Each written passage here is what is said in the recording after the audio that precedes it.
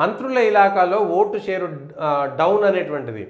Congress party తన vote share అట్లనే ఉందనుకోవచ్చులే, కానీ కాంగ్రెస్ పార్టీకి సంబంధించినటువంటి మంత్రుల ఇలాకాలో కేవలం ఉత్తమ్ కుమార్ రెడ్డి, బట్టి విక్రమార్క జాగాలలో మాత్రమే కొంత ఓట్లు పెరిగినాయి. మిగిలినటువంటి మంత్రుల దగ్గర కాంగ్రెస్ పార్టీకి అసెంబ్లీలో వచ్చినట్టుగా పార్లమెంట్లో రాలేదు. నిజానికి కూడా అసెంబ్లీ ఎన్నికలు వేరు, లోక్సభ ఎన్నికలు వేరు. తెలంగాణలో కాంగ్రెస్ పార్టీని గెలిపించాలని ప్రజలు టీఆర్ఎస్కి వ్యతిరేకంగా కాంగ్రెస్కు ఓటేశారు కాబట్టి ఈ ఓట్లన్నీ లక్షల మెజారిటీలు వచ్చినాయి.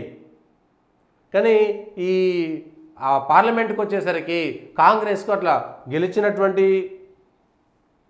నల్లగొండ, అట్లాంటి ఖమ్మంలో, కానీ అసెంబ్లీలోకి వచ్చేసరికి అక్కడ కూడా కాంగ్రెస్కి తగ్గినాయి. మెజారిటీ కాంగ్రెస్ కనబడుతున్నా కూడా అన్ని అసెంబ్లీల్లో కాంగ్రెస్కి తగ్గినాయి. 65 స్థానాల్లోనే కాంగ్రెస్ పార్టీ మెజారిటీ ఉన్నది. మొదటి స్థానాల్లో 35 స్థానాలు, కేవలం 3 స్థానాలు మాత్రమే టీఆర్ఎస్ తెలంగాణలో మొన్న జరిగినటువంటి పార్లమెంట్ ఎన్నికల్లో కేవలం 3 స్థానాల్లో మాత్రమే లీడ్ వచ్చింది. అది కూడా మెదక్లో చాలా తక్కువ, 2000, 10,000, 5,000 ఆ మెజారిటీ తక్కువ వచ్చింది. ఇప్పుడు కాంగ్రెస్ కూడా కొడంగల్లో రేవంత్ రెడ్డి గారు మాట అన్నారు, ఏది మెదక్ ఎంపీని ఉద్దేశించి, మీకు సిద్దిపేటలో హరీష్ రావు మీకు ఓటు ట్రాన్స్ఫర్ చేసిరంటే ఈ రేవంత్ రెడ్డికి కొడంగల్లో 1,07,000 వస్తే లోక్సభలో 84,000 వచ్చినాయి, 23,000 తగ్గినాయి. ఈ ఓట్లు ఎవరు ట్రాన్స్ఫర్ చేసిరు, ఎవరికి ట్రాన్స్ఫర్ చేసిరు? కోమటిరెడ్డి వెంకటరెడ్డికి నల్గొండలో అసెంబ్లీలో 1,07,000 వస్తే పార్లమెంట్లో 1,04,000 వచ్చినాయి, 2,700 తగ్గినాయి. ఈ 2,700ని ఎవరు ట్రాన్స్ఫర్ చేసిరు? ఆందోళనలో 1,14,000 అసెంబ్లీలో వస్తే 82,000 మొన్న లోక్సభలో వచ్చినాయి, 31,000 కాంగ్రెస్కు తగ్గినాయి. ఈ తగ్గిన ఓట్లు కాంగ్రెస్ నాయకులే ఇతర పార్టీలకు బదలాయించారా? రాజకీయాలకు సంబంధించినటువంటి ఆరోపణలు. మంతనిలో కూడా 16,000 తగ్గినాయి, హుస్నాబాద్లో 21,000 తగ్గినాయి, ఖమ్మంలో 1,25,000 అంటే 10,000 తగ్గినాయి, తుమ్మల నాగేశ్వరరావు పాలేరులో 7,000 తగ్గినాయి, జూపల్లి కృష్ణారావు కొల్లాపూర్లో 16,000 తగ్గినాయి, కొండా సురేఖ వరంగల్ లిస్టులో 1,000 తగ్గింది, సీతక్క 86,000 అంటే 15,000 ఓట్లు తగ్గినాయి, బట్టి విక్రమార్క దగ్గర 5,000 పెరిగినాయి, హుజూరాబాద్లో 16,000 పెరిగినాయి. గత అసెంబ్లీ కంటే ఎక్కువ ఓట్లను పెంచుకున్నారు వాళ్ళు. సో ఈ ఓట్లన్నీ ఏమైనాయి అంటే, సో జనాలు కాంగ్రెస్కు కానీ బీజేపీకి కానీ బీఆర్ఎస్కి కానీ అసెంబ్లీలో ఒక రకంగా ఓట్లేసిరు, పార్లమెంట్లో ఒక రకంగా ఓట్లేసిరు. 64 స్థానాల్లో కాంగ్రెస్ సిపిఐ పొత్తులో ఉంది కాబట్టి 65 స్థానాల్లో కాంగ్రెస్కు మొదటి స్థానం వస్తే 39 స్థానాల్లో టీఆర్ఎస్కు మొదటి స్థానం వచ్చింది, 8 స్థానాల్లో బీజేపీకి, 7 స్థానాల్లో మజ్లిస్కి లాస్ట్ టైం వచ్చినాయి.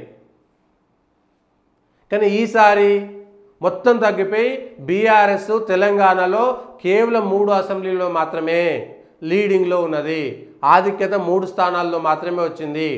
39 స్థానాల్లో 3 అంటే 36 స్థానాలను కోల్పోయింది. పార్లమెంట్కి వచ్చేసరికి 36 స్థానాలు ప్రజల నుంచి, వాళ్ళ ఎమ్మెల్యేలు ఇంకో పార్టీలకు చేరడం అనేటువంటిది ఒక అంశము. కానీ ప్రజల ద్వారా జరిగినటువంటి ఎన్నికల్లో కూడా బీఆర్ఎస్ తెలంగాణలో 3 స్థానాల్లో మాత్రమే గెలిచింది.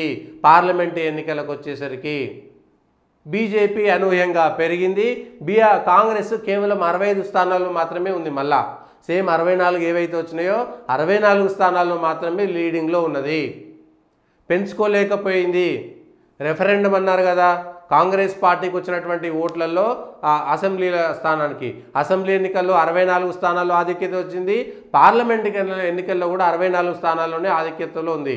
అంటే మీరు రెఫరెండం అంటే ప్రజలు ఇంకా ఎక్కువ మీ ప్రభుత్వ పరిపాలనకి ఎక్కువ మంది మద్దతు తెలపలేదు అనేటువంటిది క్లారిటీ.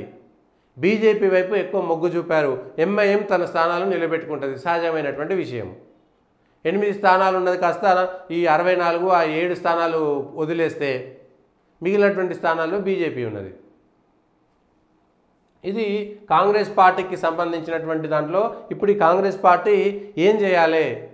నామినేటెడ్ పోస్టులు ఇచ్చాము, ఎన్నికల ముందు ఆదరాబాదరాగా నామినేటెడ్ పోస్టులు ఇస్తే అవి ఎన్నికల కోడ్ వచ్చింది, వాళ్ళు ఎవ్వరు కూడా బాధ్యతలు తీసుకోలేకపోయారు.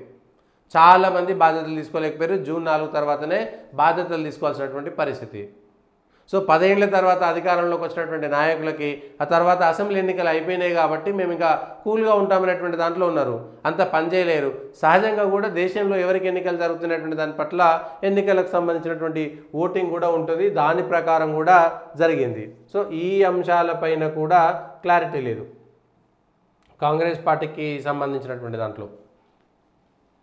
ఎవరు ఏం చేస్తారు ఏంటి అనేటువంటిది లేదు.